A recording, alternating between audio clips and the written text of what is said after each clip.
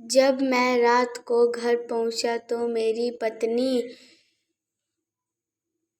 ने खाना लगाया। मैंने उसका हाथ अपने हाथों में लिया और कहा, मुझे तुमसे कुछ ज़रूरी बात कहना है। वो शांत बैठकर खाना खा रही थी। उसकी आंखों में कुछ दर्द सा साफ नजर आ रहा था। अचानक, मुझे नहीं पता कैसे कहूँ, मगर मुझे उसे बताना ही था। मैंने बड़ी शांति से कहा, मुझे तलाक चाहिए। लगा जैसे उसे मेरे शब्दों से कुछ फर्क नहीं पड़ा, बल्कि उसने मुझसे पूछा, क्यों तलाक चाहिए?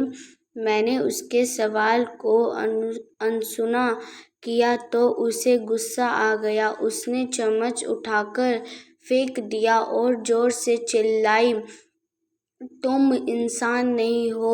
उस रात हमने एक दूसरे से बात नहीं की। वो रो रही थी। मुझे पता था कि वो जानना चाहती थी कि आखिर ऐसा क्या हुआ जो हमारा रिश्ता टूटने की कगार पर आ गया। पर मेरे लिए उसके सवालों का जवाब दे पाना नामुमकिन था।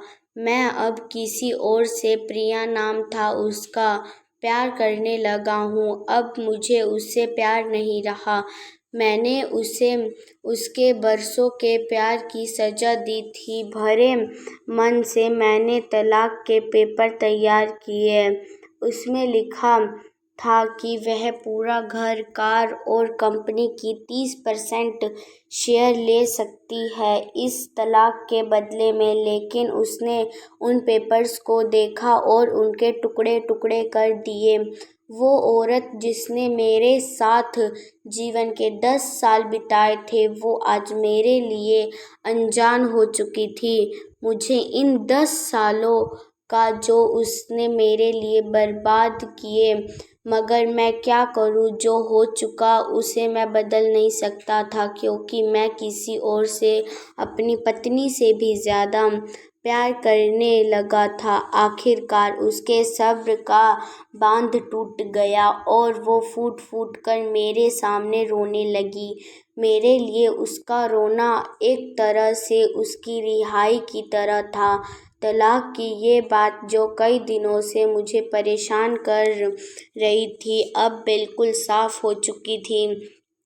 अगले दिन मैं घर काफ़ी लेट आया तो मैंने देखा कि वो टेबल पर बैठकर कुछ लिख रही थी। मैंने शाम का खाना नहीं खाया था, लेकिन फिर भी मैं सीधे ऊपर जाकर अपने कमरे में सो गया, क्योंकि पूरा दिन प्रिया के साथ रहने और कई जगह घूमने के बाद मैं थक गया था। यह भी पढ़ें, कुछ रिश्ते बहुत मीठे होते हैं, बस बातें कड़वी होती हैं। वो शायद रात को उसी टेबल पर लिखते लिखते सो गई थी। सुबह उसने तलाक देने की शर्तें बताई। वो मुझसे कुछ भी लेना नहीं चाहती थी। उसे सिर्फ तलाक से पहले 1 महीने का समय चाहिए था। उसने आग्रह किया कि इस 1 महीने में हम दोनों वही पुराना वाला जीवन जिए जितना संभव हो सके, क्योंकि आने वाले महीने में हमारे बेटे की परीक्षा। वह नहीं चाहती थी कि हमारे टूटे रिश्ते का प्रभाव उसकी पढ़ाई पर पड़े। मुझे भी यह ठीक लगा, मगर वो कुछ और भी चाहती थी। जैसे शादी के दिन मैं उसे उठाकर अपने शयन कक्ष तक ले गया था, उसी तरह हर रोज 1 महीने तक मैं उसे शयन कक्ष से उठाकर मुख्य द्वार तक ले जाऊं। मुझे लगा यह पागलपन है, मगर इन आखिरी दिनों को थोड़ा अच्छा बनाने के लिए मैंने उसकी यह शर्त स्वीकार कर ली थी। मैंने प्रिया को अपनी पत्नी की सभी शर्तें बताई। वो हंसने लगी। उसे लगा मेरी पत्नी कितने भी तरीके अपना ले, तलाक होने तो तय है। मेरी पत्नी और मैं किसी से भी इस दौरान नहीं मिले थे, लेकिन उस दौरान जब मैं उसे पहली बार उठाकर गेट पर ले गया तो हम दोनों काफ़ी अजीब महसूस कर रहे थे। पीछे से हमारा बेटा भी खिलखिलाकर खुश हो रहा था। अगले दिन यह काम थोड़ा सामान्य और आसान हो गया। वह मेरे सीने से लगी थी और मैं उसकी खुशबू महसूस कर रहा था। ऐसा लगा जैसे कई दिनों बाद मुझे ये खुशबू मिल रही थी, या फिर कई दिनों से मैंने उसके होने का महसूस नहीं किया था पहले जितनी उसमें वो कसाव नहीं था, और चेहरे पर कुछ हल्की झुर्रियाँ नज़र आ रही थी और बाल भी सफ़ेद होने लगे थे। वही औरत थी जिसने अपने जीवन के 10 साल मुझे समर्पित किए थे। चौथे दिन जब मैंने उसे उठाया तो वो पुरानी रोमांच लौटने लगी थी। 5वें और छठे दिन वो पुराना प्यार फिर जागने लगा। मैंने प्रिया को इस बारे में कुछ नहीं बताया था। अब उसे उठाना और आसान हो गया था। शायद हर रोज़ यह सब करने का मैं आदी हो गया था। एक दिन वह अपनी पसंद की साड़ी निकाल रही थी, लेकिन कुछ खास नहीं ढूंढ पाई। उसने सांस भरते हुए कहा कि उसके सारे कपड़े बड़े पड़ने लगे हैं। तब मुझे पता चला कि काफ़ी दुबली हो गई है और इसलिए मैं उसे आसानी से उठा पा रहा था। मेरे दिल को एक झटका सा लगा। उसने अपने दिल में काफ़ी सारा दर्द छुपा रखा था। पता नहीं कैसे मैं आगे बढ़ा और उसके सिर को छूकर देखा। अचानक हमारा बेटा आया और बोला कि पापा, ये तो मम्मा को उठाकर बाहर ले जाने का समय हो गया है। उसके लिए अपने पापा द्वारा मम्मा को इस तरह उठाकर ले जाते हुए देखना जीवन का अभिन्न हिस्सा बन गया था।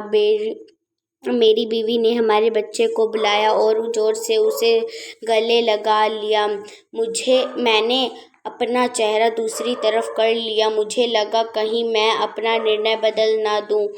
मुझे अपनी पत्नी को रोज की तरह उठाया और बेडरूम से सीटिंग रूम होते हुए हॉल तक लाया।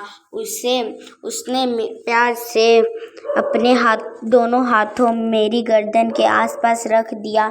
मैंने उसे जोर से पकड़ रखता, बिल्कुल हमारी सुहागरात की तरह, मगर उसका इतना कम वजन मुझे परेशान कर रहा था। महीने के आखिरी दिन जब मैंने उसे उठाया तो मेरे लिए एक कदम भी चल पाना मुश्किल हो रहा था। हमारा बेटा स्कूल जा चुका था। मैं अपनी कार से ऑफिस गया और कार से कूदकर बाहर आ गया। कार को लॉक किया। मुझे डर लग रहा था कि अब एक पल भी देरी मेरा इरादा बदल देगी। मैं ऊपर गया। प्रिया ने दरवाज़ा खोला और मैंने उससे कहा, सॉरी प्रिया, अब मैं अपनी पत्नी से तलाक नहीं लेना चाहता। उसने मुझे देखा और मेरे सिर पर हाथ फेरकर कहा, तुम्हें बुखार तो नहीं है? मैंने उसका हाथ हटाया और कहा, सॉरी प्रिया, अब मुझे अपनी पत्नी से तलाक नहीं चाहिए। हमारी शायद हम दोनों के ध्यान न देने की वजह से बोरिंग हो गई थी, लेकिन इसका मतलब यह कतई नहीं कि हम एक दूसरे से प्यार नहीं करते। अब मुझे एहसास हुआ है कि जिस दिन मैं उसे शादी करके अपने घर लाया था, उस दिन से जीवन के आखिरी दिन तक मुझे उसका साथ निभाना है। प्रिया के होश उड़ गए। उसने मुझे एक जोरदार चांटा जड़ दिया। मेरे मुंह पर वह रोने लगी और दरवाज़ा अंदर से बंद कर लिया। मैं सीढ़ियों से नीचे उतरा और आकर अपने कार में बैठ गया। आगे एक फूल वाले की दुकान पर रुका और अपनी प्यारी पत्नी के लिए एक सुंदर सा गुलदस्ता लिया। दुकानदार ने पूछा कि इस पर क्या लिखना है। मैंने मुस्कुराते हुए कहा कि मैं तुम्हें जीवन के आखिरी दिन तक यूं ही उठाता रहूँगा, मेरी अर्धांगिनी।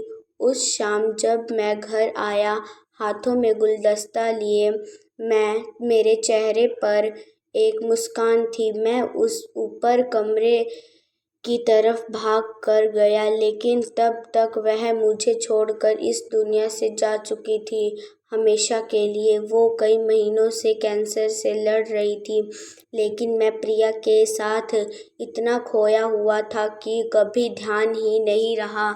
उसे पता था वह जल्दी ही मुझे छोड़कर जाने वाली है, इसलिए वह मुझे और मेरे बेटे के रिश्ते को टूटने से बचाना चाहती थी। मैं नीच उससे तलाक लेना चाहता था, लेकिन फिर भी उसने मुझे अपने बच्चों की नज़रों में एक प्यारा पति और पिता बना दिया था। जीवन की छोटी-छोटी बातें रिश्तों में बहुत महत्व रखती है।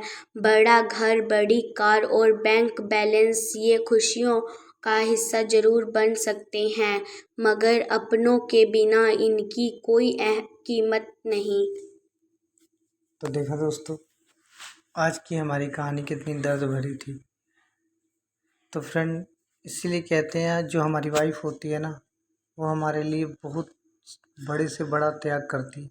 तो अपने हमसफ़र के साथ हमेशा खुश रहे। Bye bye, take care.